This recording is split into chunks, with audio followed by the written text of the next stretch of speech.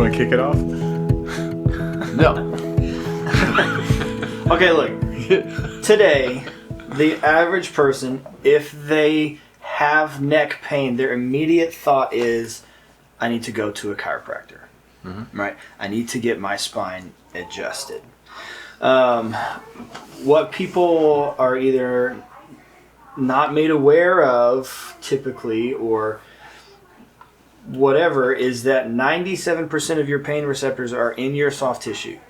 Right? If you've got pain and discomfort, dysfunction of some sort, the overwhelming majority of the time, barring some type of trauma, impact, something like that, chances are you've got a major soft tissue dysfunction.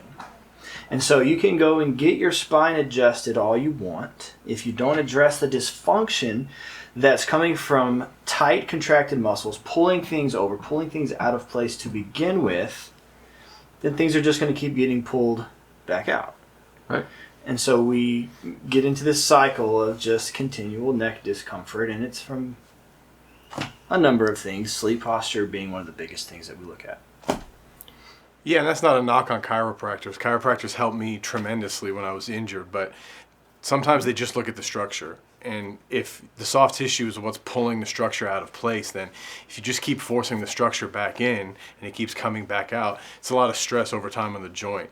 So, we see, people are all working like this or looking at their phone. Mothers who are breastfeeding get it really bad. Hairdressers, dental hygienists, people who are mousing like this all the time, builds up. And then you get this worried look like they're going to need surgery. I had somebody last month who said, my neck's been bothering me for years. My mom's had 2 fusions. I'm pretty sure that this is what's going to happen to me, and this is the last resort. She'd been going to the chiropractor. She had hit a dead end some time ago. And we got it loosened up in 2 or 3 sessions, and then I see her maybe once every 6 weeks or so, and she works with her hands. She's a hairdresser, but she's pain-free. She's doing what she loves again. But it's like this weight's just lifted, where she's thinking she's going to have to get this horrible surgery, and it just turns out it's just a muscular thing. And we see that over and over and over again. And even if it's a small chance that what you're dealing with is muscular, it's worth it to prevent those surgeries and to avoid that stuff. There's the best analogy that I use all the time, and I'm going to do it to Chris today because I can. But he's let's just say, is your scalp hurting today? No, it's not. But if I take his hair and pull on it, that's going to cause pain at the scalp. But is there anything wrong with his scalp? Nothing at all. The only problem is the muscle is pulling on a tendon, which is pulling on a bone. And then that is the thing that actually causes the pain. So if you take the stress off the muscle and lengthen it, it takes the stress off of the tendon, which then stops pulling at the attachment and the pain goes away. With neck issues, that allows the spine to settle back into the position it's supposed to be in, which allows for proper nerve signals to the organ systems and the other areas of the body where this is going. A lot of times with neck problems, it's going into the shoulder.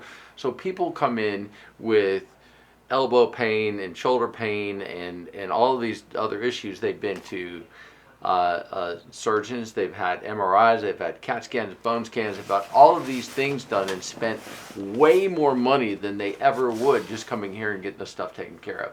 Because if you fix this and take all the stress off of this starts functioning the way it's supposed to.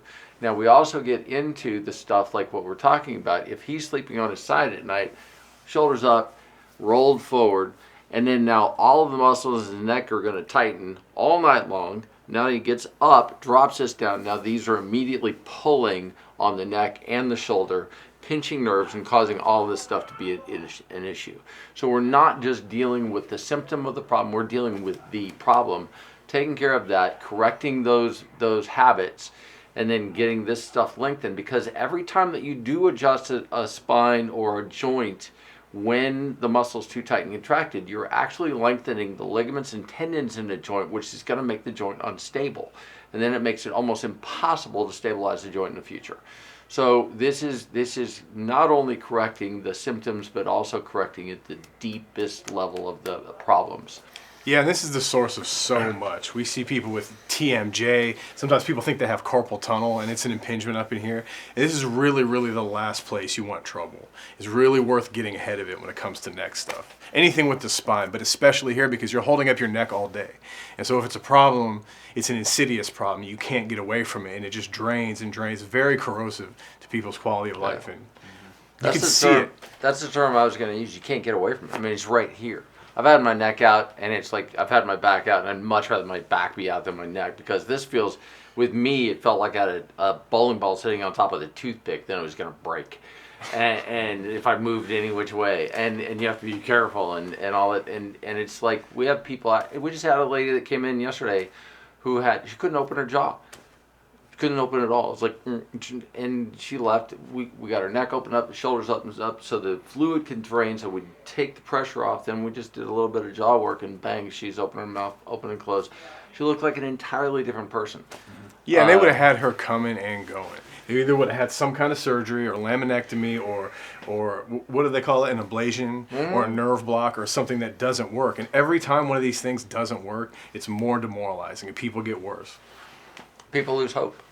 And it's one of the greatest thing about our work. We see people come in hopeless and they leave not only feeling better, but the hope that this is not going to be their life from now on. And it's the greatest, I don't know, it's the greatest feeling, just seeing people being lifted of all of that weight.